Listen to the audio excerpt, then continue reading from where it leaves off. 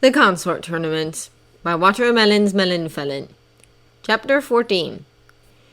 Dear Sev, Harry finally opened up to the family about the tournament, though I admit we did kind of corner him. Still, we are now all aware of what exactly happened and why he is in the tournament in the first place. I can't tell if I am relieved or terrified. Why is Lord Voldemort showing so much interest in my baby? I can understand if one of his schoolmates would want him because Harry is quite the catch, but to have a grown man who is at least 3 times his age following him around and getting all friendly with him bothers me more than anything ever has. I wanted to get your opinion of the situation because you know your lord better than I do. Love, Littles. Dear Lily, I would not be the first person to come to when discussing the way the Dark Lord's mind works. While I am considered one of his favorites, and I do see more sides of him than many others, he still remains elusive. He does that for a reason. However, I have noticed that he seems to prefer Potter the most out of everyone. I can't even begin to tell you what drew him first. He claims it was a nonverbal Patronus, but the level of addiction he has displayed came along far too quickly to have been just that. In fact, I think it might be Mr. Potter's informal attitude toward him. He doesn't grovel or plead for himself. He gets cheeky several times in just one encounter, and he doesn't seem to be threatened by the Dark Lord's presence. Perhaps even supreme rulers like normal every now and then. Severus. Sev, do you think he has a crush on Harry? James and I witnessed a moment between them when Harry awoke in the hospital wing, and it looked very cozy. Their interactions seem so genuine and borderline flirty, if I'm being honest. I don't think Harry sees it, though. In fact, I don't think either of them have noticed how they act around one another. I'm confiding this in you because I know I can trust you. Harry plans to win the tournament so he can publicly deny Voldemort's hand in front of Magical Britain. I know, we were just as shocked, but he wants Voldemort to prove himself worthy. My son is not put off by the thought of marrying the Dark Lord Severus. His only stipulation is that the man has to work for his hand in return. I must admit I'm worried, more so than ever before. Littles. Lily, your son is one of the most foolish children I have ever met. Embarrassing the greatest Dark Lord in history in front of thousands of witches and wizards. Does he never employ use of that brain he has? I know he has one. His grades are perfect. So either there is no common sense which would explain why he isn't in Ravenclaw, or he's only book smart. Your son is giving me silver hairs, Lily. This entire year has been filled with one thing after the other, and who is usually involved? Harry James Potter. I feel as if I have aged a decade in just these past few months. Severus. Sev, don't be like that, Sev. You're still looking fit. Harry doesn't cause that much drama, otherwise we'd be hearing about it. Does he? Excuse me, but I would like to believe that my son is very responsible and that he causes no mischief. The epitome of good. Lils. Lily. No mischief. Sure. And your son is behind a lot of situations around here. I simply cast my eye elsewhere because in a normal situation, no one would have found him out. He also isn't the type to go overboard in revenge, so I let him handle the problems. Removing points and giving detentions don't always work after all. Severus. Sev, were the revenges any good? Littles. Lily. Extraordinary. And the affected never repeated their actions to earn another revenge a la Potter. You've taught him well. Severus. Bellatrix grinned to herself. The 6th task was coming upon them swiftly, and she would be lying if she said she wasn't excited. The Dark Lord's familiar was probably one of the most picky animals Bellatrix had ever seen, so to see her locked in a room with someone she was not allowed to eat would be hilarious. Now, while she was shocked that her little apprentice had made it past the 5th task, honestly, she absorbed information really quickly and was a great study. Bellatrix wasn't sure she'd make it to task 7. Hermione Granger seemed to worship knowledge, and if she learned something new, she didn't challenge it or bother to see if what she learned was true or not. She placed far too much faith in authority. Not once had she challenged anything Bellatrix had taught to her, and while she was glad to be able to teach someone with such potential, she was disappointed at the sheep-like mentality the girl possessed. The Dark Lord would not appreciate such a thing. She just believed whatever she learned, and that wasn't smart. Bellatrix had faith in Potter. Harry Potter had made it past the 5th task, which Bellatrix had not expected in the least. The boy showed next to no interest in the tournament, and the Dark Lord's revelation of entering him himself had been what fixed Bellatrix's attention on the boy. What did the Dark Lord see that others couldn't? What was it about him that made the Dark Lord consider him for the position of his consort? Has the brother wand to the Dark Lord's wand, Owl Animagus, Water Elemental, Phoenix Patronus, Phoenix Fiendfire, incredibly intelligent, going for 2 masteries. He also had an astounding ability to manipulate matter if he managed to turn himself into water. That took a lot of power and self-control. She was looking forward to how he fared against Nagini. She wasn't like others of her kind at all.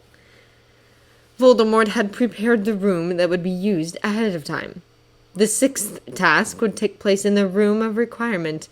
It would make it more interesting to see just what the competitors would do to try to gain the favor of a serpent. And as there would be floating 2-way mirrors all over the room so that the spectators can watch the happenings, Voldemort would be able to hear his dear familiar's complaints and insults. What others didn't know was that there was more than just a familiar bond between them. Nagini was his 3rd Horcrux. He had his diary, Cadmus Peverell's ring, and then Nagini. He'd wanted to make 7, but he couldn't find Gryffindor's sword to even out the possessions of the Hogwarts founders, and he wasn't too certain he'd want to make it into a Horcrux. Although it vanishing and only appearing when someone has need of it would be a perfect form of protection. Still, he didn't want to entrust the protection of his soul in a Gryffindor object. At least the other 3 founders weren't so stupid. That meant their belongings could be trusted to protect his soul pieces. Anyway, because Nagini had a piece of his soul inside of her, there was a link between them. A link that could not be easily broken, meaning that he could enter her mind at any time, and he could even have a front row seat to witness the 6th task. Also, he and Nagini could trade insults about the obvious mistakes that would occur, which he was looking forward to the most. People pandering to animals when they didn't even know what they were saying made him laugh. He leveled the 5 remaining contestants with a sharp smile. The entertainment would begin here. Hermione had read all about Twilisks before the beginning of the task. She knew what they preferred to eat, how they preferred to sleep, and even what their hunting habits were like. She was satisfied with her knowledge and felt that she was prepared for the task. Nagini was of a breed of snake that preferred small game as opposed to large food. They liked hot climates because their bodies got cold too quickly. Hermione had a cage full of ferrets in her charmed bag and intended to release them into the room once she had her turn. The Dark Lord stood tall before them, his robes form-fitting and as black as night. "My darling Nagini is waiting inside," the man said. "She is aware of the fact that you are not to be attacked. She is a little agitated, however, so calming her down might be the best option you have. When your hour is up, she will tell me her feelings regarding you, and when all of you are finished, she will choose the remaining 3. A snake would love to eat large rodents. Hermione had this in the bag. Bellatrix has chosen the order in which the competitors will face Nagini. He waved his wand, and their names appeared in the air written in small flames. Hermione Granger, Asifa Mohammed, Mariah Zabini, Karasawa Masuri, Harry Potter. By putting Harry at the end, he would most likely get the snake when she was the most annoyed. How evil of Bellatrix. Hermione was definitely going to pass this. Miss Granger, if you'll step inside. Hermione did so with her head held high. This would be easy. Nagini coiled up tighter as the first 2-legger was let into the room. This one was female, so it obviously wasn't the one that her master favored. This one also smelled of perspiration. Unclean, as her master would say. She needed a bath.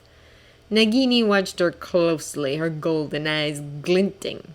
The room that had once been a plain room without any warm rocks for her to lay on suddenly became dark. Nagini hissed in displeasure.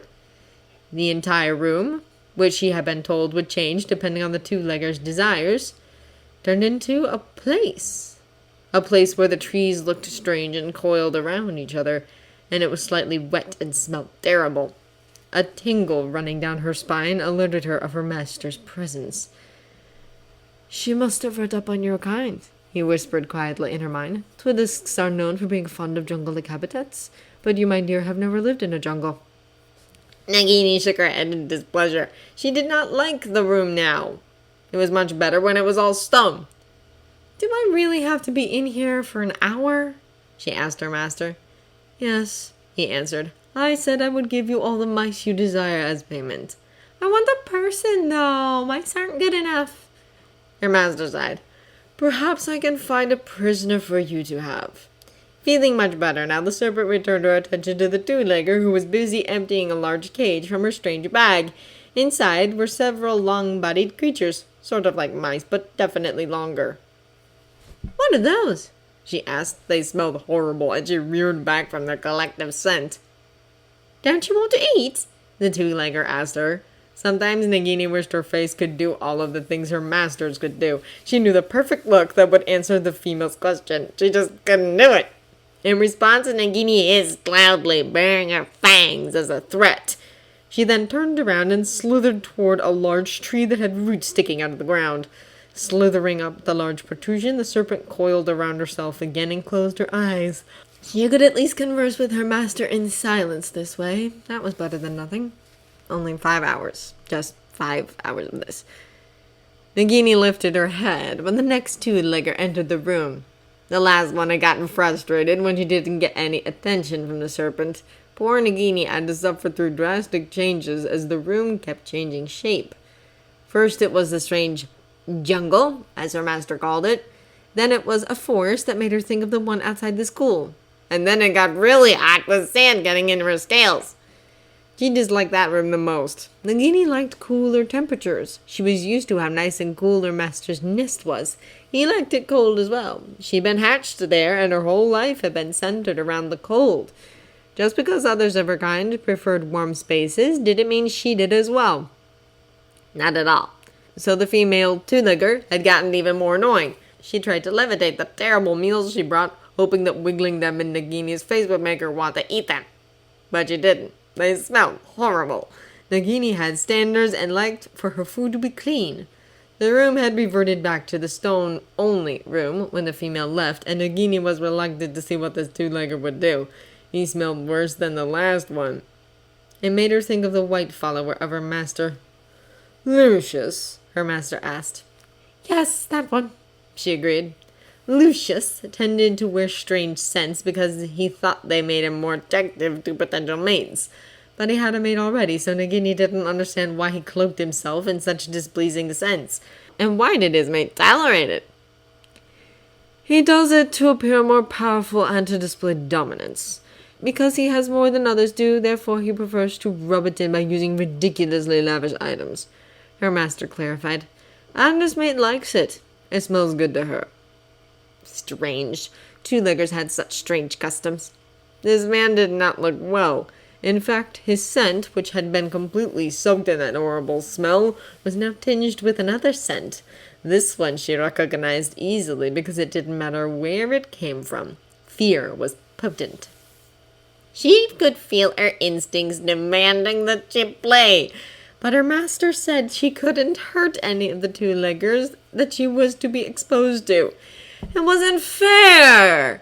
Nagini usually liked to scare her prey into a chase by giving them a dry bite and then letting them escape. The longer the chase, the more fun she had.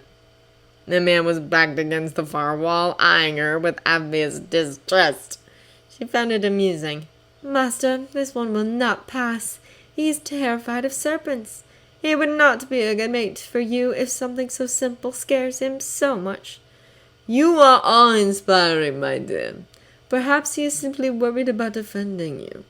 She slithered closer, hoping to test out her master's words. The male cowered into the wall as if trying to escape. No, she disagreed. He's scared of me. Instead of using his stick to keep me away, he just shivers and shakes. A high-pitched noise escaped from that net prey. And squeaks, she adds. There was a low hum. You are correct, her master said. Perhaps you'd like to have a little fun with him so long as you don't harm him at all, my dear. Her her master had given his blessing. Nagini instant slithered forward, enjoying how the foolish two-legger allowed his fear to consume him. He didn't even think to use his magic to save himself. He simply darted to the side, fleeing from Her Majesty. Nagini gave chase because what was wrong with the little hunt? Her master's laughter rang through her mind, and she couldn't help but laugh with him. The fool at least provided good entertainment. The next two-legger reminded her slightly of her master. The magic that poured off of her was thick and heavy, but also dark, as if she bathed in the dark arts. But unlike with Nagini's dear master, it did not feel comforting, and it did not make her feel welcome. Not someone she would entrust her life with. No, there was something about this two-legger that put her on edge, as if she could not be trusted. But what was it? "This is Mariah Zabini," her master said. "She's known very well for killing her mates to take their possessions. She has currently gone through her 9th mate this past summer." Nagini's reaction was to immediately rear back and hiss in disgust. She killed her mates. She killed her mates for some reason that Nagini did not understand. Because they had things she wanted? Didn't she get to have them once they became mates? Why would she need to kill her mates? "Agreed," her master said plainly. Nagini did not like this female, and she would not in any way be worthy of her master. "I need you to pass this one, dear Nagini." "Why?" the serpent demanded. "She is not worthy of you. I wish to bite her and make her writhe. She deserves it. Killing her mates and then wanting to mate you to do the same." "She will get what's coming to her, dearest," her master soothed. "I have already planned it out. Worry not." Nagini huffed. Just because she had to pass the female did not mean that she had to be pleasant, not in the least. Nagini glared as the female tried to get closer and hissed every time she took a step. The mate killer had better be killed soon. In fact, Nagini wanted her body. "Can I eat her when you have punished her good and well?" her beloved master hummed before giving a consenting, "Okay." This was good. Nagini felt that this more than made up for shoving her in a room with strange two-leggers. A punishment and a gift rolled into one. Nagini's scream of horror echoed through the room. She could not help it. After the mate killer had departed, having received no pleasant reactions from Nagini, another female entered the room. The plain stone turned white, and Nagini found herself in a room that was white all around, and in the center was a table. She found herself suddenly being lifted and deposited onto the table, where she was suddenly held down by what she knew was magic. This two-legger, also a female, had frozen her in place and proceeded to milk her for her priceless venom. And if that wasn't terrible enough, she began to touch Nagini's trapped form. "She is touching me!" the snake hissed mentally. She tried to struggle to the best of her ability, but nothing but her head moved. This had never happened before. She didn't like it. "She is touching me the wrong way!" the snake concluded when a sharp pain ran along her side where the two-legger's hands were placed. "Make it stop! I hate this! Why is she placing hot stones on my poor scales?" Nagini tried to calm down, as her master ordered, though she wasn't capable of listening because it was so hot. "It's too hot! Master, make it stop!" Harry winced as the serpent wailed for help. He thought watching the different encounters would be interesting, and for the most part it was. Hermione had floundered, and Nagini had called her a few interesting terms that should never be mentioned. Asifa was apparently terrified of snakes, so that had ended with Nagini chasing him around the room. Zabini was unable to get anywhere near the snake, and now Matsuri was apparently trying to give the snake a massage, or she was trying to take some of Nagini's scales. Harry couldn't really tell because he was just so uncomfortable. Nagini was in pain. Harry hated it when animals were in pain. He didn't know what to do. Nagini apparently didn't like warmth like others of her species did, which meant that what Matsuri was doing was probably more than just painful. Looking up from the two-way mirror he was watching, Harry glared at the door to the room of requirement. He would give anything to be able to stop the idiot from continuing to hurt the poor snake. If only he could summon her through the bloody ball, it would teach her a lovely lesson. Perhaps he would need to plot some more revenge. Animal abuse always did agitate him after all. Harry was forced to wait a moment outside the room as Voldemort disappeared within to check on his familiar. Everyone could see him through the two-way mirrors that had been set up by the large window in the corner, so it wasn't like he was doing anything suspicious. Poor Nagini looked worse for wear. Of course, many wouldn't notice, but Harry wasn't just anyone, and he knew serpents quite well. Leveling Matsuri with his glare, he imagined her tripping over her robes and destroying the small vial of venom she had collected from Nagini. As if on cue, the woman slipped on the front part of her robes that just suddenly got caught under her foot and went tumbling to the floor. The vial of venom went flying, only to smash on contact with the stone, spreading useless venom everywhere. Harry smirked with glee at the devastated look on the woman's face when she realized that the prized venom of the Twilisk could no longer be used. It served her right. A moment later, Harry was given the okay to enter the room. Like all the other times, the room had reverted back to its usual presentation when not in use. Nagini was in the corner farthest from the door, eyeing him wearily. He felt a pang of sadness at the thought of her either being too scared to come over or too wary. He should have done more to the woman. Looking around the room, Harry decided that he wanted something comfortable, and before his eyes the room changed until an exact replica of his bedroom rested before him. He took the seat on the bed and raised his wand, creating a large rock that was big enough to fit a 15-foot snake and then some. The hearth was not lit, however, as he noticed that Nagini seemed to dislike heat. He also placed the rock in the far corner, in the shade, nearest her. "This one doesn't seem as stupid," he heard her murmur, looking at the rock with interest. She slithered on over and hissed happily. "It is cold. This pleases me so much better than before." Both Voldemort and Nagini were impressed by Harry's performance. Barely seconds in, and the boy was astounding both of them by summoning a rock for Nagini to lay on, and it was cold as well. "He is good with animals," he told his darling familiar. "Loves them." "He does not seem scared, master. Yet he has not tried anything else yet." "No, he hasn't. Why not?" Harry was simply staring at Nagini as if waiting for her to make the next move. Unlike with the others who had come in, he hadn't tried to get her attention. He had simply sat on the bed and stared her down with all the patience of a nun. Voldemort was admittedly confused. Minutes ticked by, and yet neither serpent nor man had moved. "This one is strange," Nagini concluded, slithering off the rock and making her way across the room. Harry didn't even react when a serpent big enough to choke him to death slithered onto his bed with him. He didn't blink when Nagini came face to face with him. He simply stared her down unflinchingly. It was peculiar. "He has nice eyes," Nagini hissed. "Slytherin would approve, I'm sure." Indeed, Harry did have the Slytherin coloring, oddly enough. "Your eyes are quite lovely as well." Both Master and Serpent nodded in agreement, because Nagini did have lovely eyes. Voldemort froze, realizing that neither he nor Nagini had said that. Nagini seemed to have caught on as well, because he could feel excitement coursing through her body, which in turn filled his own body. "You are a speaker?" the serpent asked the boy, to which he replied with a nod.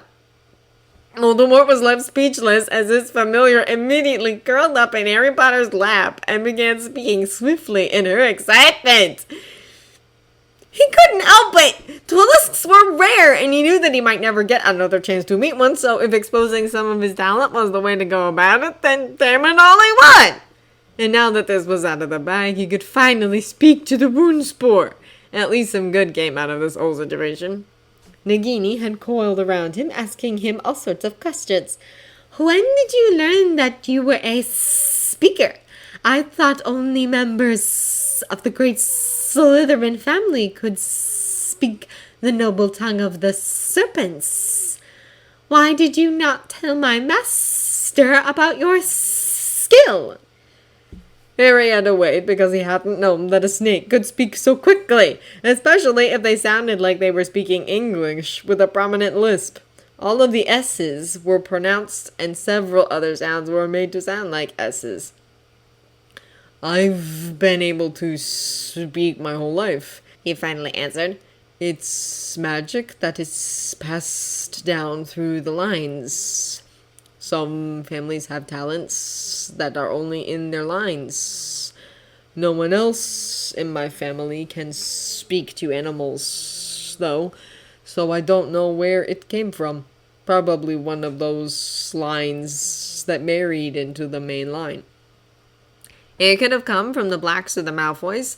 The Potters always had male children, so it was always males and females from other families marrying in. He didn't know where it came from, but he was the first Potter in the past few centuries to be born with an extra ability. Kind of like how his cousin Nymphadora was the first person of black blood in the past few centuries who had been born a metamorph magus. Harry liked to think that it was their half-blood heritage. Because wasn't it ironic that the powers seemed to die out during the reign of pure-blood supremacy, and the moment someone marries with that purity in mind, their child is the one that is born with an extra skill. He had done some studying up on the Voldemort's family. His mother had almost been a squib, but she was just lucky enough to have Parseltongue and her potions ability to save her. Her brother and father were also magically weak, and their best skill was Parseltongue only. And yet Voldemort, who had publicly announced himself as a half-blood ages ago, was considered one of the most powerful people alive and the most powerful Dark Lord to ever exist. The Gaunts had been staunchly pure-blood supremacists and had intermarried brothers and sisters. It was worse than the Black family's brand of incest. They lost their fortune, their magic, and their looks. And yet the moment Merope Gaunt marries and conceives with a Muggle, things change. Voldemort had looks, magic, skill, talent. There was nothing of his Gaunt heritage noticeable in his features. Another half-blood who was powerful was Severus Snape. Snape, as far as Harry knew, didn't have an extra ability, but who cares when one is so talented already? That man was a natural at spell creation, potions, and dark arts, almost as if his special skill was his high aptitude for all three. Harry didn't know why all the half-bloods he knew were much stronger than their pure-blooded family members, but he was certain that science could explain it. If only he'd gone to Muggle primary instead of Magus, he might have actually learned something. Or not. Either way, the half-bloods of the recent century had been stronger. It was a simple fact. Voldemort, Snape, Nymphy, Dumbledore, Harry, and so many others. My master will be pleased, the serpent said, capturing his attention once again. And then there was Voldemort. Yes, the man might be pleased once he got over the fact that Harry could speak the same language as him, and therefore know everything he was saying. Though it could be funny. The overall reception of Harry Potter being able to speak Parseltongue had to lit magical Britain aflame. When Harry stepped out of the room of requirement, he was assaulted by people with questions. People from the Daily Prophet asking him how long he had been a Parselmouth, and fellow students who had decided to just come up to the 7th floor because they wanted to know as well. Hermione stood well away from the group of annoying people with an obviously confused expression on her face. Harry gave a light shrug and simply stated, "I'm an orator." Orators were magicals who could speak to and understand animals and creatures. It was the fancy term. It used to be beast speaker, but that fell out of favor ages ago, and orator took its place. He shouldered past all of them in order to go and stand beside Hermione. She did not ask him why he never said anything about it, and Harry had a feeling that she took his words from the 5th task to heart. He should not have to tell all of his secrets to everybody, and he should not have to try to justify himself to anyone, as his secrets were his own, and if he did not want to share them with others, he did not have to. Just like how he had wanted Hermione to share her experiences with him on her own, instead of him attacking her over it. He caught Snape's eye. The man was wide-eyed, though it wasn't noticeable. Beside him, Bellatrix was gaping. Yes, being an orator was special, but really, it wasn't that big of a deal. Moments later, Voldemort finally announced that Mariah Zabini, Karasawa Matsuri, and Harry Potter would be the ones to move on to the final task. Hermione huffed and folded her arms. She then turned to Harry and asked, "Do you know what I did wrong?" She didn't seem to like me much. And so Harry explained how Nagini hated heat and seemed to prefer cold climates and large meals. Voldemort stared at himself in the mirror. Snake-like, unattractive, and now apparently he could be understood by another human being. He never once considered that Harry Potter could speak to animals. But if he thought about it, it would explain why the boy was so infatuated with animals and creatures, and why he always seemed to be surrounded by some life form that was not human. Revelation in the tournament also brought conflicting feelings, especially with the fact that the boy understood the serpent's tongue very well, which meant that he had understood every word that the rune spore had said to Voldemort that day many weeks ago. He'd never been embarrassed by a snake before, but that had been an unpleasant experience for him. And now he knew that Harry Potter had heard and understood every word that came from the creature's mouth. He was horrified! But he was a Dark Lord. He should not be embarrassed over something like this. But for some reason, he really was. Nagini adored him. She easily decided that he would move on to the finals, though it happened in a way Voldemort hadn't expected it to.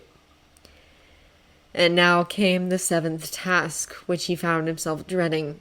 It had been a smart idea in the beginning, but now he wasn't so sure.